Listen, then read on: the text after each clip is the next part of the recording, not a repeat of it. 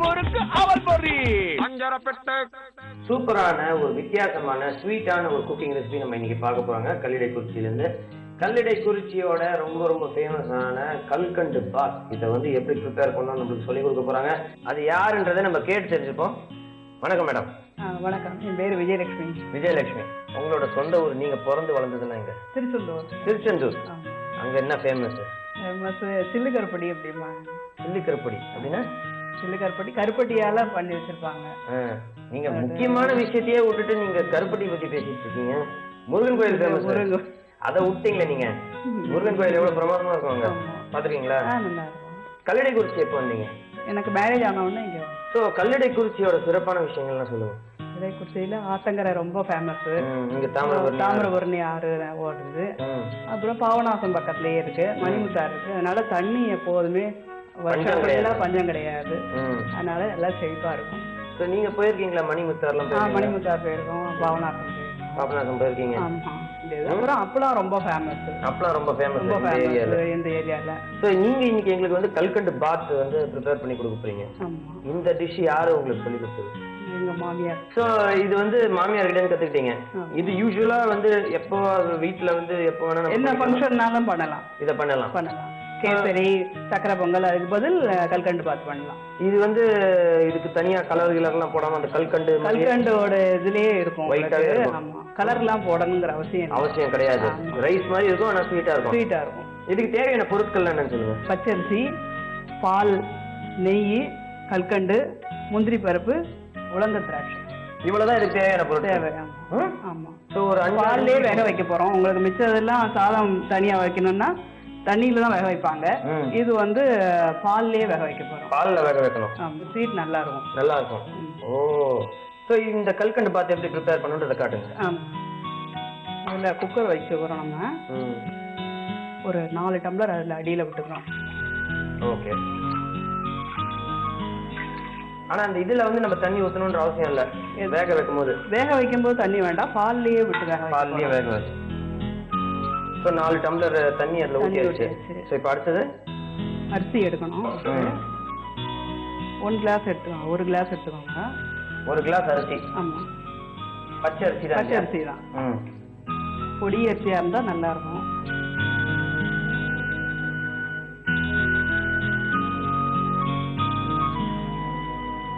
அதில் 3 கிளாஸ் பால் விடுறோம். அதில் 3 கிளாஸ் 1:3 ரேஷியோ. ஆமாம்.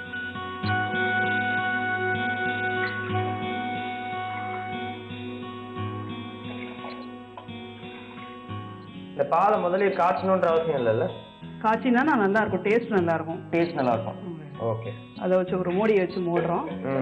மூடிட்டு விசில் வைக்கிறோம். எவ்வளோ விசில் வரணும்? ஒரு 5 விசில் வரணும். 5 விசில் வரணும். 5 விசில் வரணும். நல்லா கொஞ்சம் குழஞ்சானா சக்கரை பொங்கல் மாதிரி நல்லா இருக்கும். நாக்குல ஒட்டாம வரும். இல்லைன்னா புளியோதரை மாதிரி ஆயிடும். சரி. ஸோ இப்போ வந்து நீங்க திருநெல்வேலியெல்லாம் போயிருக்கீங்களா? திருநெல்வேலியெல்லாம் போயிருக்கேன். திருநெல்வேலியில என்ன பிடிச்சிருக்கோம் உங்களுக்கு? நெல்லையப்பர் கோவில். நெல்லையப்பர் கோயில் நல்லா இருக்கு. காந்திமதி அம்மன் கோயில் தெரியுங்களா? ஆமா, பக்கத்துலயே இருக்கிறதுனால நெல்லையப்பர் காந்திமதி அம்மன் கோவில் போவோம். அப்புறம் மற்றபடி வந்து பர்ச்சேஸ் பண்ணணும்னா பெரிய கடைகள் அங்கதான் இருக்கு. அதனால அங்கதான். கல்லிடைக்குறிச்சியில அவ்வளவு தூரம் பெரிய கடைகள் இல்ல.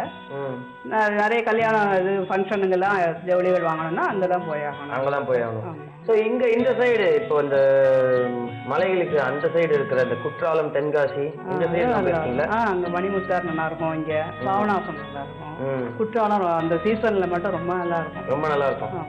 Super super. ஸோ இந்த ஏரியாவே வந்துட்டு ரொம்ப ஒரு கோயில், குளம் எல்லாமே இருக்கு. அந்த மெயினா உங்களுக்கு வாட்டர் ரொம்ப நல்லா இருக்கும். வாட்டர் நல்லா வைக்கலாம். வச்சுட்டு சாதம் பக்குவம் மாதிரி ஆயிடுச்சு. நல்லா ஆயிடுச்சு. அதை எடுத்து நம்ம வெளியில வச்சுட்டு அதுல அடியில தண்ணி வச்சிருந்தாங்க, அதை எடுத்து வெளியில டிஸ்போஸ் பண்ணிடலாம். அந்த தண்ணி வேண்டாம். வெறும் குக்கரை மட்டும் வச்சுட்டு சாதம் மாதிரி ஆனதை எடுத்து அந்த குக்கர் இதுக்குள்ள வைக்கிறோம். அதுக்குள்ள போட்டு சில பேர் குழந்தைங்களுக்கு இந்த சாதத்தையே கொடுப்பாங்க இல்லையா? பால் சாதம் கொடுக்கலாம், குழந்தைகளுக்கு நல்லது. நல்ல இது பண்றோம். கரண்டியாலேயே நல்ல மையா குழைய வாக்கிறோம். சாதம் நெத்து நெத்தா ஆயிடக்கூடாது. குழைய பண்ணிக்கணும். நல்ல கரண்டியால இதை நல்லா மசிக்கணும். நல்லா மசிக்கணும். நல்லா மசிக்கணும். Okay okay. நல்ல பேஸ்ட் மாதிரி ஆக்கிடலாம். பேஸ்ட் மாதிரி நல்ல ஒரு அற்புதமான ஒரு ஸ்மெல் வந்துட்டு இருக்குங்க. அந்த பாலோட அந்த ரைஸ் சேர்ந்து ஃபென்டாஸ்டிக்கான ஒரு ஸ்மெல் வந்துட்டு இருக்கு. இதையே சாப்பிடலான்னு ஒரு லைட்டா ஒரு இதையே சாப்பிடலாம். இல்லை கல்கண்டு சேர்த்து போட்டுடலாம். கல்கண்டு வச்சிருந்தாங்க அது வந்து அப்பயே 3 டம்ளர் பால் விட்டோம் இல்லையா? ஆமா. இப்போ 2 டம்ளர் கல்கண்டு போடுறோம். ஓ எல்லாமே கணக்கு.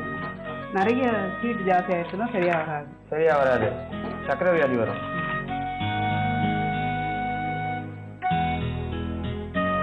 ஸோ 2 டம்ளர் கல்கண்டு இதுல போட்டாச்சு. அடுப்பு பற்ற வைக்கணும்.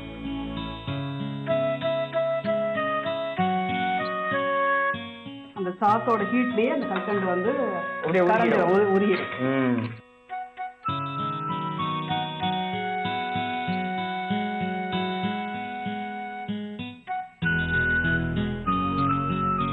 சாமி இருக்கிறதுக்கு கொஞ்சம் நெய் விடுறோம். கொஞ்சம் நெய் ஊற்றணும். இதுல எண்ணெய் எல்லாம் யூஸ் பண்ணக்கூடாது. நெய் தான்.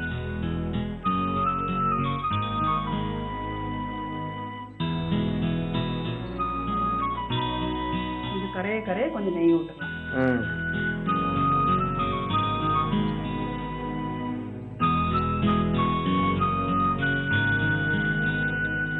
அந்த கலரே மாறுறது பாருங்க. ஆமா, இந்த ஒயிட்டா இருந்தது வந்து அந்த கல்கண்டு இது ஆன உடனே அது கரைய உங்களுக்கு அந்த கலர் மாறும்.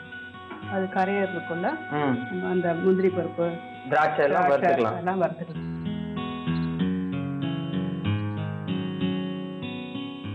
கொஞ்சம் நெய் விட்டுனா வறுக்கிறதுக்கு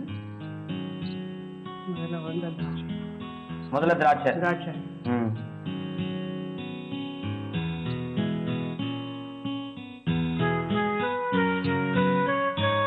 நல்ல அல்வா மாதிரி வரும். அல்வாக்கு பதில் கல்கண்டு பாத்து நல்லா இருக்கும். ஸோ இது அல்வாக்கு பதில் ஏமாத்தியும் கொடுத்துடலாம் அப்படின்னு சொல்லுங்க. பாருங்க அல்வா மாதிரி வருமா? அதிலே ஊற்றிடலாம். முந்திரி பருப்பு அதே மாதிரி நல்ல பொன்னிறமா வறுக்கணும். பொன்னிறமா வறுத்து அந்த இதிலேயே போட்டுடலாம்.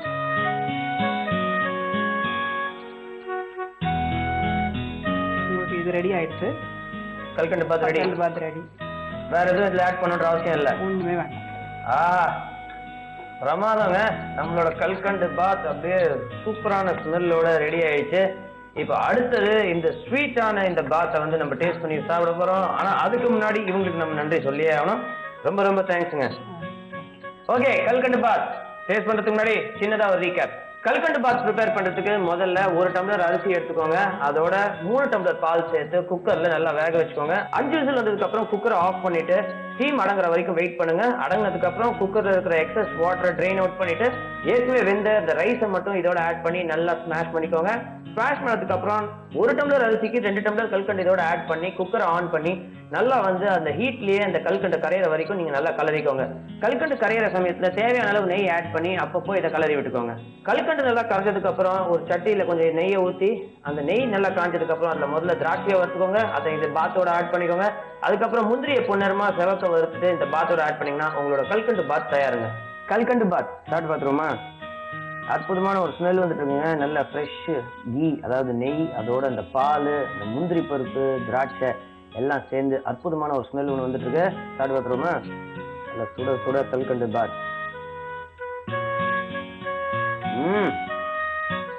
சான்ஸே இல்லை போங்க. அதாவது சக்கரை பொங்கல் வந்து எல்லாருக்குமே ரொம்ப பிடிக்கும். இது வந்து சக்கரை பொங்கலோட சூப்பரா இருக்கு.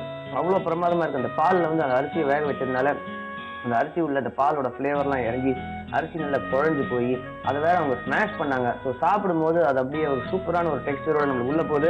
அப்பப்போ அவங்க வந்து அதில் கீ ஆட் பண்ணிட்டே இருந்தாங்க. அதனால இந்த நெய்யோட வாசனை பிரமாதமா இந்த என்டையர் டிஷ்ஷில் வந்துட்டு ஃபுல்லாக கிடைக்குதுங்க நம்மளுக்கு. அதுக்கப்புறம் அந்த கல்கண்டு வந்து கரெக்டான பதத்தில் இருக்கு.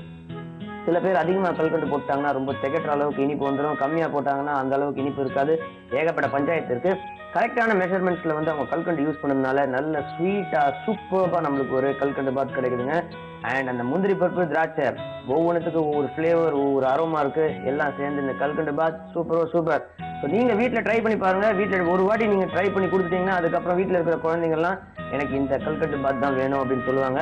நான் இதை என்ஜாய் பண்ணி சாப்பிட போகிறேன். சின்னதாக ஒரு பிரேக் எடுத்துக்கோங்க. பிரேக் முடிஞ்சதுக்கப்புறம் இன்ட்ரெஸ்டிங்கான சட்டுப்புடு சமையல் நீங்கள் பார்க்க போகிறீங்க.